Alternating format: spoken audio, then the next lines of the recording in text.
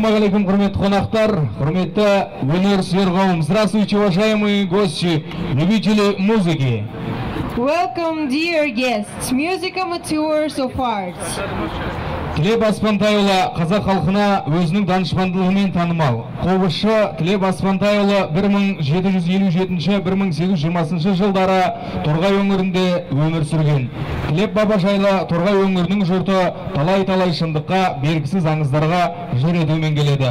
Добро пожаловать на торжественное открытие бюста выдающемуся казахскому кобызисту, композитору Тілепу Аспантайұлы, внесший большой вклад в развитие казахской музыкальной культуры 18 века. Известно, что он жил 1757 по 1820 года в окрестностях Торгая.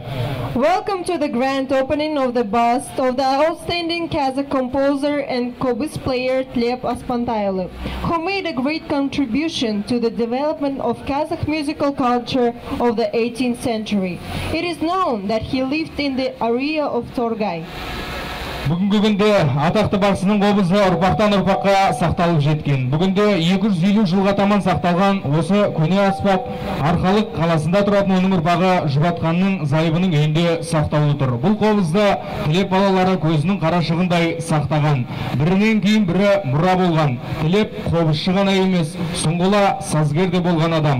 Бұрынғы өткен ақсақалдардың айтуынша, Тілептің сазды шығармалары өлең жолдарымен қоса өріліп отырған. Алайда Тілеп баба мұрасына келер болсақ, көп шығармалары сан сапыра заманда жоғалып кетті. Бізге дейін жеткені тек Толғау атты өмірлік философиялық күйі, Алламжар және Бақсы сияқты шығармаларының мазмұндық сілемі ғана. Қазір осы күйлердің авторлық құқығы Сапар Ысқақұлының сақтауында.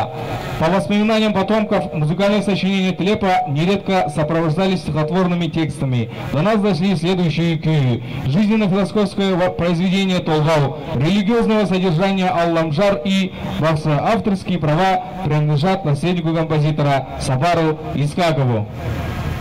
Немалый интерес вызывает и инструмент Тілепа Аспантайұлы. Оказывается, кобыз известного кобызши передавал из поколения в поколение и сохранился до наших дней.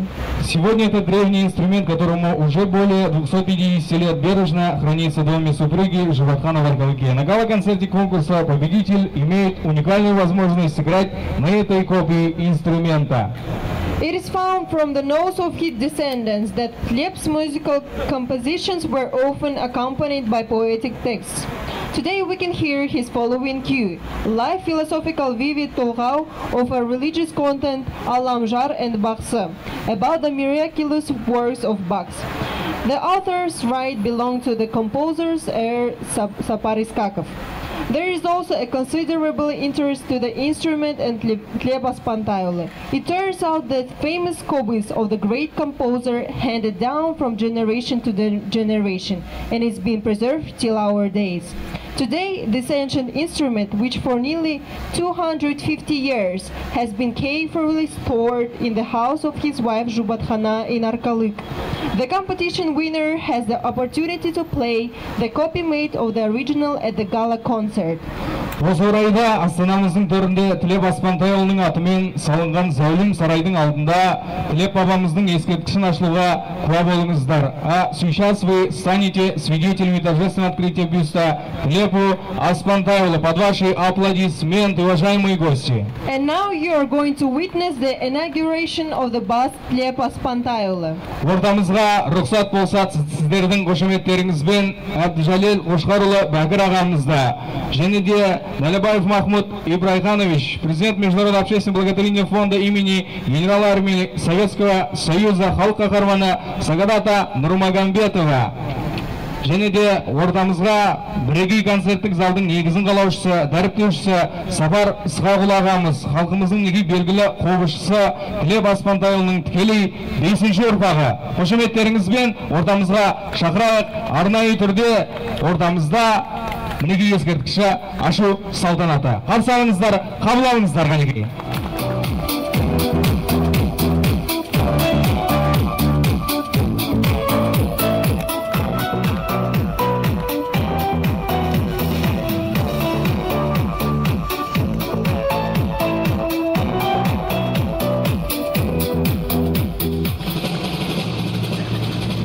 Қошеметтеп отырайық. Под ваши бурные аплодисменты, овации, уважаемые друзья.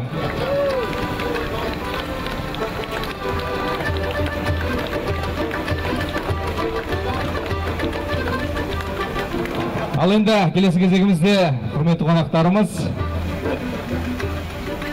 келіңіздер. Неге ағаларымыз арнайы сіздердің бір тілек, ниет, лебіздеріңіз болса, келіңіздер ортамызға.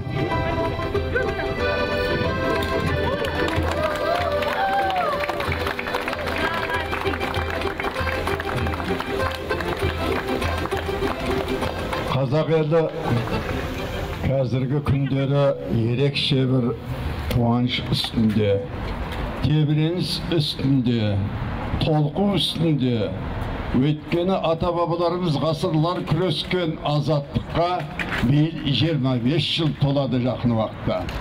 Ал енді осындай ұлы оқиғаларды әркім өзінше қарсы алып жатқан кезде мына Сапар Исқақов ініміз үлкен концертпен оның арасы алдында, мына үлкен ғимараттың алдында осы қобыздың аты аталған Тілеп атамызды ескерткішін ашып отыр.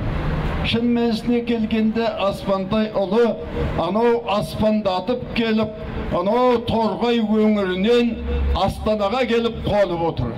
Бұл үлкен қуаныш, бұл өнердің қуанышы, бұл жақсылықтың қуанышы, бұл құндылықтың қуанышы, бұл қобыздың қуанышы, бұл қазақтың ұлттық аспаптарының, өнерінің, құндылықтарының қуанышы дейміз.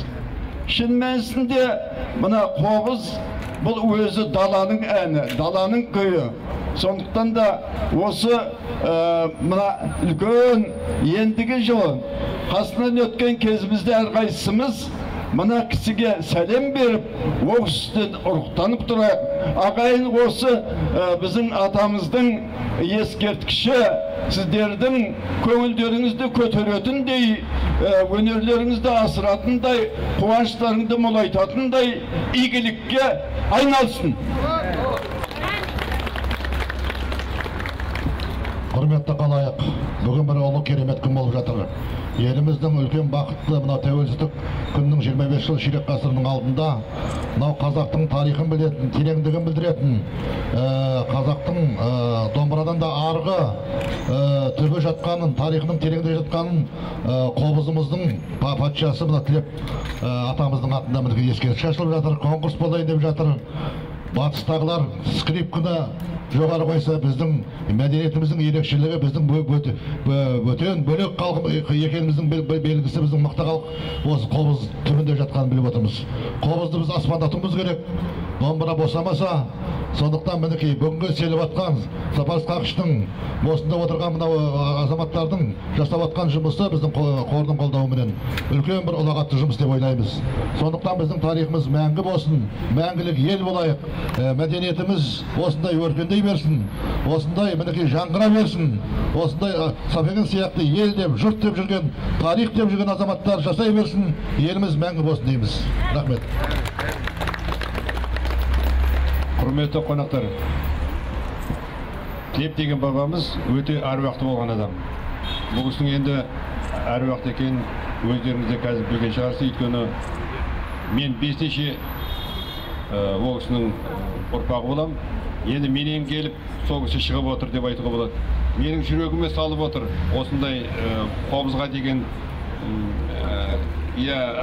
ықпалды, сүйіспеншілікті. Енді ол кісі айтқан екен, 7-ші ұрпағыма шейін қорғайым, 8-ші ұрпағыма келген уақытында қосағасына барып отырып тілегін тілеймін деп. Міне бүгін қарап отырсаңыздар, менің міне мынарада жаңа кішкентай ғана немерем келді. Бұл 7-ші ұрпағы. Міне, вот выйди. Міне,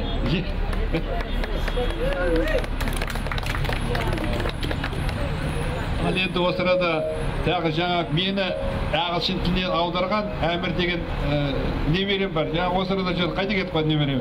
Әмір.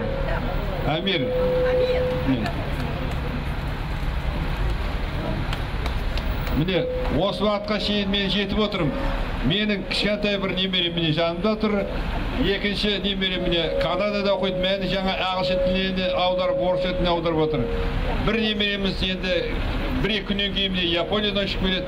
Сондықтан Құдайға шүкір, Тілеп бабамыз бізді қорғайды деп ойлаймын, бізді қолдайды деп ойлаймын. Ал енді осы кісі міне сіздерге де әсері болсын, бәрімізді қорғасын, қазақ елін қорғасын, оның ішінде қобызды қорғасын. Біздің қобызымыз күллі дүниесіне жайыле берсін.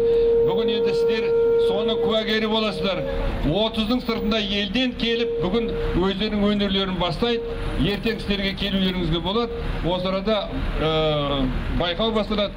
Сондықтан осы біздің бүгінгі тойымыз ұзағынан болсын, бәрімізге қайырлы болсын. Рахмет келгендеріңізге. Бәрімізге ортақ болсын. Рахмет дейміз құрметті ағаларымызға. Енді келесі кезегімізде құрметті қонақтар, Қазақстан Республикасының әнұраны. The national hymn of Republic of Kazakhstan.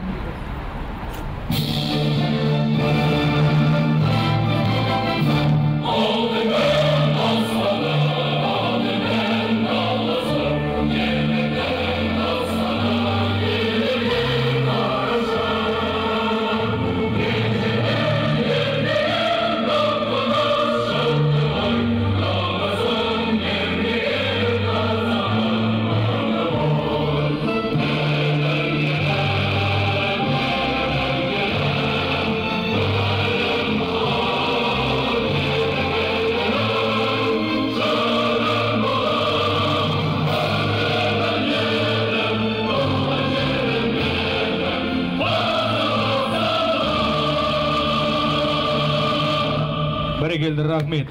Енді келесі кезегімізде құрметті ағаларымыз арнайы гүл шоқтарын ескерткішке қою рәсімі. Аплауыңыздар, қарсы алыңыздар.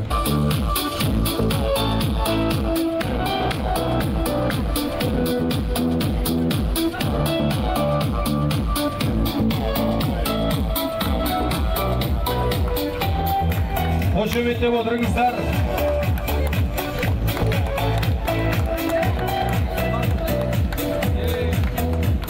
Барша қонақтарымыз арнайы гүл шоқтарын ескерткішке келіп орнасаңыздар болады әрине де.